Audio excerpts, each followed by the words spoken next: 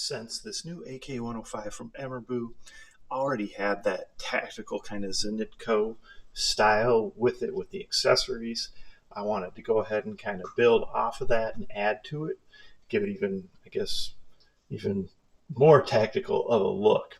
And I did all this without doing anything that permanently, damages the stock unit, so to speak. Didn't need to glue or drill or anything like that to any of those stock pieces. So let's talk about what I did. Obviously, I 3D printed this front piece here that adds just a little more rail and basically fills out right to the sight here.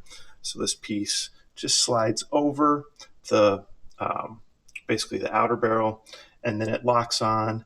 There's some little rivet nuts, and it just goes ahead and locks tight against that, but it also just fits on there perfect. And then this piece holds it on as well, because this piece has a little pin down here, and that's what locks this piece on. So that holds this on, but then this is secured through the bottom here and here. Added this kind of grip, which is that this is that Zenitco style grip, but then kind of made it a little different. And then that even adds more stability and connection. Not that it's necessary, but I wanted to put kind of a little longer grip out here since we have this rail going all the way out to the end. So again, none of that actually does any permanent damage or anything, and there's no holes in any of the stock parts, right? These are just kind of some Kaneko style kind of patterns that I made, little rail covers. You can see I kind of made a little different shape to them, just again, to kind of give them more angular, aggressive look, I guess I'd say, to put my little logo stickers on. Put a nice flashlight up here, okay? So we got that on there, and again, just some little panels. I went with all silver hardware everywhere I could, which I did have, I think, enough for almost everything that I needed, the right sizes and everything. So this will just show you on the bottom. So this locks all the way, this goes all the way through and goes tight against the outer barrel, as does this, okay? And then obviously with a Zenitco style charge handle here, little riser that I custom made that kind of again follows that same look.